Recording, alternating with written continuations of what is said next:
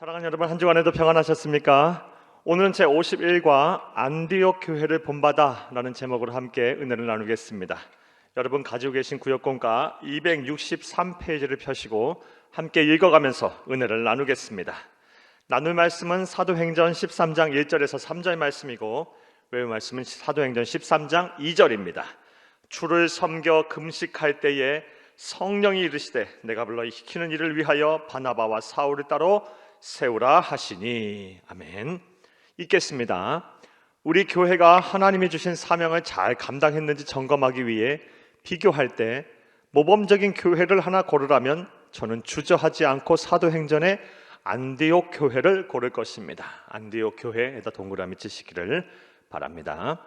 스데반이 순교를 당한 후 예루살렘의 그리스도인에 대한 무서운 박해가 있었습니다. 그리고 그것을 피해 피신한 그리스도인들 중 일부가 시리아의 안디옥에까지 이르게 되어 교회를 개척합니다. 그런데 이렇게 세속도시인 안디옥에 세워진 교회가 모범적으로 성장을 했고 그 소문이 예루살렘 교회까지 전해졌습니다.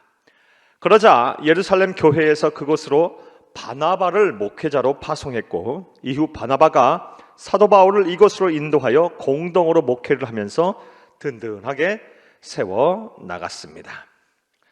또한 세상 사람들은 안디옥 교회 성도들을 보고 예수를 믿는 사람을 가리켜 그리스도인이라고 부르기 시작했습니다. 여러분 주치입니다. 안디옥 교회 성도들을 보고 예수를 믿는 사람을 가리켜 그리스도인이라고 부르기 시작했습니다. 주치시기 바랍니다. 안디옥 교회 성도들을 보면 인류 역사상 최초로 저 사람들이 그리스도인들이다, 크리스천이다 라고 부르기 시작했습니다. 이를 통해 그들이 얼마나 예수님을 닮기 위해 노력했는지 잘 알 수가 있습니다. 주치입니다. 그들이 얼마나 예수님을 닮기 위해 노력했는지 잘 알 수가 있습니다. 안디옥 교회 성도들은 아주 모범적인 성도들이었습니다. 예수님을 닮기 위해 애쓰는 성도들이었습니다. 그래서 세상 사람들이 그들을 보면서 저 사람들은 예수를 믿는 사람들이다, 예수를 믿는 그리스도인들이다 라고 처음으로 부르기 시작했습니다.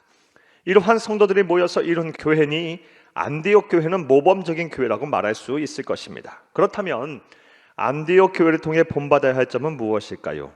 안디옥 교회와 우리 교회를 비교하여 점검하고 배워야 할 사항은 무엇일까요? 여러분, 안디옥 교회를 통해 본받아야 할 점부터 시작해서 점검하고 배워야 할 사항은 무엇일까요?까지 가로를 치시기를 바랍니다. 문제제기입니다. 오늘은 성경에 나오는 인류 역사의 가장 모범적인 교회 중에 하나라고 말할 수 있는 안디옥 교회를 살펴보면서 우리 교회가 본받아야 할 점에 대해서 생각해보며 은혜를 나누겠습니다. 주치고 함께 읽습니다. 첫째로 안디옥 교회는 배타적이지 않고 예수 그리스도 안에서 누구에게나 열려 있는 교회였습니다. 주치입니다. 배타적이지 않고 동그라미 치시고 누구에게나 열려있는 교회 또 동그라미 치시기를 바랍니다. 본문을 보면 안디옥 교회 5명의 지도자가 나옵니다. 부유한 집안 출신의 정통 유대인인 바나바, 니게르 즉 흑인인 시몬, 구레네 출신으로 정통 로마인인 루기오, 헤롯 안디바와 같은 젖을 먹고 자란 마나엔, 본래 철저한 율법주의자로 회심전 하나님의 교회를 쑥대밭으로 만들었던 바리새파 출신의 사울, 철저하게 계급적이고 배타적이었던 당시의 상식으로는 이 5 지도자는 절대로 하나가 될 수 없었습니다. 그러나 안디옥 교회는 이 모든 장벽을 무너뜨리고 하나가 되었습니다. 이것이 가능했던 것은 주치입니다. 안디옥 교회 성도들이 예수님의 마음을 정확하게 알고 실천에 옮겼기 때문입니다. 까지 줄을 치시고 그 다음부터 이제 가로를 치십니다. 예수님의 마음이 무엇인지에 대해서 우리는 살펴볼 것입니다. 예수님은 십자가에 달리시기 전날 제자들과 우리를 위해 기도하셨으며 그 기도의 핵심은 바로 하나가 되게 해달라는 것이었습니다.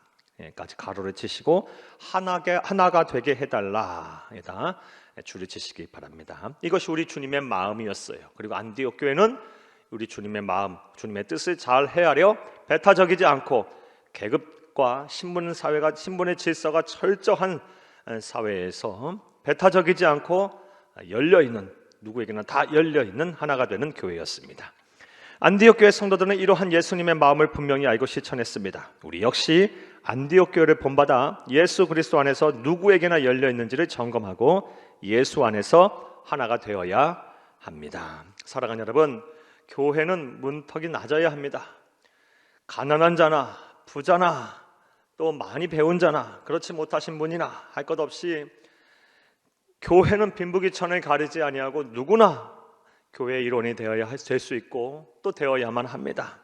함께 예배드리고 함께 교제하고 함께 봉사하고 함께 사역을 나누는 데 있어서 그 어떤 장애물도 없어야 합니다.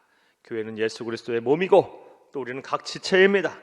교회는 예수 그리스도 안에서 하나가 되어야 합니다. 안디옥 교회가 그러했고 또 우리 교회도 그렇게 해야 할 줄로 믿습니다. 또 안디옥 교회는 어떤 교회였을까요? 어떤 모범적인 교회였을까요? 둘째로 함께 읽습니다. 주칩니다. 안디옥 교회는 말씀을 선포하고 가르치기를 힘쓰는 교회였습니다. 여기까지 줄을 치시고 말씀을 선포하고 가르치기를 힘쓰는 교회에다 동그라미 치시기를 바랍니다. 오늘날에야 교회 교육이 아주 당연한 것처럼 여겨지지만 당시는 교회가 세상에 태동한 지 얼마 되지 않은 시점입니다. 그래서 그 어느 때보다 성령의 역사가 직접적으로 강하게 일어났습니다. 따라서 대부분의 교회 지도자들은 주칩니다. 설교와 교육 중심의 목회보다는 은사 중심의 목회를 하였습니다. 초대교회는 은사 중심의 목회를 했습니다. 교회가 인류의 역사에 태동한 지 얼마 되지 않았기 때문에 성령 하나님의 강권적인 역사와 기적이 필요했습니다.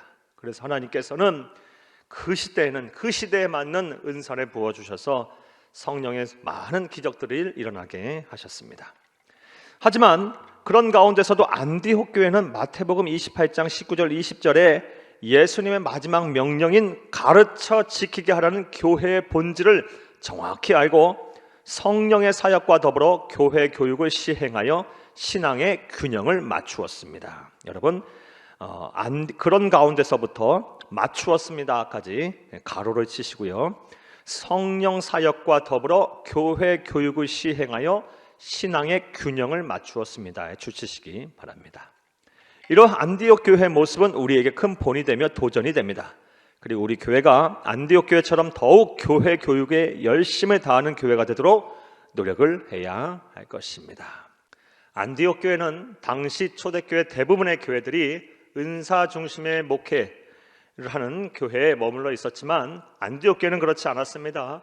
예수님께서 말씀하신 가서 제자 삼으라, 가르쳐 지키게 하라라는 그 말씀을 내로 안디옥 교회는 은사 중심뿐만이 아니라 성령 사역뿐만이 아니라 말씀을 가르치고 지키게 하는 말씀 사역, 교회 교육에도 열심을 다하는 아주 모범적인 교회였습니다. 따라서 우리 교회 또한 성령 사역과 더불어 말씀 사역, 가르치고 지키게 하는 이 말씀 사역 또한 우리가 최선을 다해서 해야 할 것입니다. 자, 셋째로 또 안디옥 교회는 어떤 교회였을까요? 안디옥 교회는 합심하여 예배하고 기도하는 일에 최선을 다하는 교회였습니다. 주칩니다. 안디옥 교회는 합심하여 예배하고 기도하는 일에 최선을 다하는 교회였습니다. 합심하여 예배 또 기도하는 일에 최선, 동그라미 치시기를 바랍니다. 안디옥 교회는 모이기를 힘쓰며 늘 합심하여 예배하고 기도하는 교회였습니다. 그래서 다른 어느 교회보다도 성령의 역사가 많이 일어났습니다. 사도행전을 살펴보면 이렇게 초대교회 성도들이 모여서 합심하여 기도할 때 하나님의 능력이 나타났음을 쉽게 알 수가 있습니다. 지금부터 가로를 치십니다. 1장에서 120명의 성도들이 마가의 다락방에 모여 합심하여 기도할 때 12명의 사도를 다시 세울 수 있었으며 2장에서 합심하여 예배하는 가운데 오순절 성령 강림 사건을 체험했습니다. 또한 4장에서 성도들이 교회에 모여 한 목소리로 하나님께 예배하고 찬양 기도할 때 성령의 능력으로 베드로와 요한이 감옥에서 기적적으로 풀려나게 되었습니다. 그리고 6장에서 예루살렘의 교회가 구제 문제로 분열의 위기에 빠졌을 때 사도들이 마음을 다하여 합심하여 기도하자 하나님께서 그들에게 지혜를 주시고 사랑과 포용의 마음을 주셔서 자신들의 기득권을 내려놓고 구제를 담당할 7집사를 세울 수가 있었습니다. 나아가 12장에서 사도 야고보가 순교할 때 베드로마저 감옥에 갇혔을 때 온 교회가 한자리에 모여 밤새 기도하자 기적이 일어나 베드로가 감옥에서 풀려나게 되었습니다. 까지 가로를 하시기를 바랍니다. 이처럼 주십니다. 합심하여 모이기를 힘쓰며 예배하고 기도할 때 기적이 일어납니다. 주칩니다. 우리 교회 역시 안디옥 교회 이런 모습을 본받아야 할 것입니다. 사랑하는 여러분, 우리가 합심하여 모여서 기도할 때, 예배하고 기도할 때 하나님의 기적이 나타날 것입니다. 하지만 지금 코로나19 바이러스 상황 속에서 우리가 합심하여 예배하고 기도하는 것이 여의치가 않습니다. 그러나 우리가 함께 물리적인 공간에서 함께 모여서 지금 예배 드리지 못한다 할지라도 우리가 합심하여 마음을 다하여 시간을 구별하고 장소를 구별해서 우리가 삶의 자리에서 마음을 함께하여 예배 드린다면 또 하나님께서 우리의 사정과 형편을 아시고 우리에게 많은 기적과 영광을 베풀어 주시고 보여주실 것입니다. 또 안디옥 교회는 어떤 교회였을까요? 우리가 안디옥 교회를 통해서 무엇을 본받아야 할까요? 제 주치고 함께 읽겠습니다. 넷째로 안디옥 교회는 선교하는 교회였습니다. 주치입니다. 안디옥 교회는 선교하는 교회였습니다. 선교에다 동그라미 칩니다. 본문 2, 3절을 보면 그들은 초대교회 최초로 이방인들을 향해 복음을 전할 선교사인 바나바와 사도 바울을 안수하여 파송하고 있습니다. 이처럼 안디옥 교회는 하나님의 은혜를 간직하고만 있는 교회가 아니었습니다. 그들은 오직 성령이 너희에게 임하시면 너희가 권능을 받고 예루살렘과 온 유대와 사마리아와 땅끝까지 이르러 내 증인이 되리라 라는 말씀을 실천한 교회였습니다. 그런데 이것은 그들에게 너무나도 당연한 것이었습니다. 왜냐하면 주칩니다. 그들이 예수 그리스도 안에서 하나가 되고 하나님의 말씀을 열심히 배우고 가르치며 마음을 하나로 뭉쳐 예배하고 기도하였더니 성령 하나님께서 견딜 수 없는 기쁨과 평안, 복을 허락하셨기 때문입니다. 여기까지 주치고요. 그래서 그들은 주저함 없이 자신들이 받은 은혜와 축복을 나누기 위해 헌신하였습니다. 그리고 예수 그리스도를 믿지 않아 참된 행복을 알지 못하며 영원한 사명을 향해 끝없이 추락해가는 사람들을 향해 선교사를 직접 파송했습니다. 이러한 모습 역시 우리 교회가 본받고 따라야 할 모습입니다. 사랑하는 여러분, 안디옥 교회는 초대교회 최초로 이방인을 향하여 선교사를 파송한 교회입니다. 그리고 그렇게 파송된 선교사들이 바로 바나바와 사도 바울입니다. 따라서 우리 교회 또한 이 세상 세계 열방을 향해서 우리가 복음을 전하는 선교사님들을 많이 파송을 해야 할 것입니다. 이것은 우리가 해도 되고 안 해도 되고의 문제가 아니고 예수를 그리스도 믿어 하나님의 자녀된 우리의 심령 안에 성령님이 계시다면, 그래서 그 성령님이 우리를 지배하셔서 통치하셔서 하나님만이 줄 수 있는 기쁨과 자유와 평안을 얻게 하신다면 반드시 할 수밖에 없는 일입니다. 우리 안에 기쁨이 있는데 어찌 그 기쁨을 세상과 나누지 않겠습니까? 우리 교회 역시 이 일을 최선을 다하는, 선교 사역에 최선을 다하는 교회가 되어야 할 것입니다. 무엇보다 우리 교회는 교회 개척부터 세계 33개국을 선교할 사명을 주셨습니다. 이 사명, 예수 오실 때까지 최선을 다해서 이 사명을 감당해야 할 것입니다. 올해도 신년 첫째 주일에 우리 선교사님들을 우리 파송을 했고, 내년에도 예정으로는 신년 첫째 주일에 1월 3일 주일 저녁에 또 선교사님 4분 가정을 파송할 예정입니다. 만약 코로나 상황으로 인해서 대면 예배가 회복이 안 될 경우 1월 중으로 일정을 잡아서 할 예정입니다. 아무쪼록 여러분 우리 선교사님들 우리 파송하는 모든 과정과 절차를 위해서 여러분 기도해 주시고, 또 우리가 선교사를 파송하는 데 있어서 우리가 물질적으로 또 기도로 여러분 많이 후원해 주시고 격려해 주시기를 바랍니다. 사랑하는 여러분, 세월이 정말 빠릅니다. 우리가 하나님 앞에 설 그날도 속히 오리라 생각됩니다.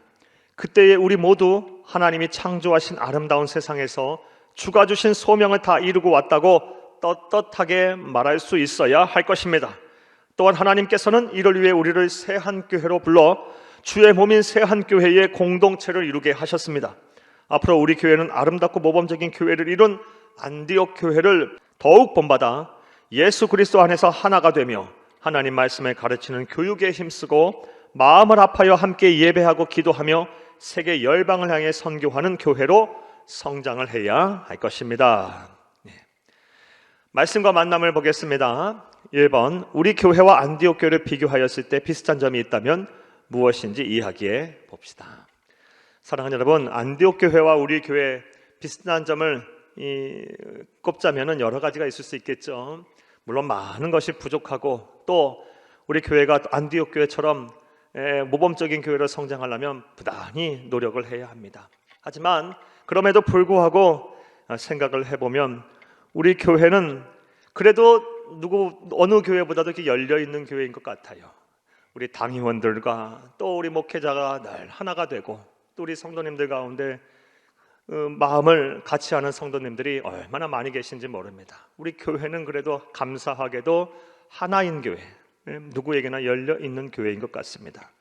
또 부족하지만 그래도 말씀 선포에 힘쓰고 또 교회 교육을 위해서 힘쓰는 교회인 것 같습니다. 앞으로도 이 일을 위해 더욱 열심을 다해야 할 것입니다. 나아가서 합심하여 예배하고 기도하는 일을 중요하게 생각하고 또 열심을 다하는 교회입니다. 앞으로도 우리 주님께서도 말씀하셨습니다. 두세 사람이 내 이름으로 모인 곳에 나도 그들과 함께 있겠다라고 말씀하셨습니다.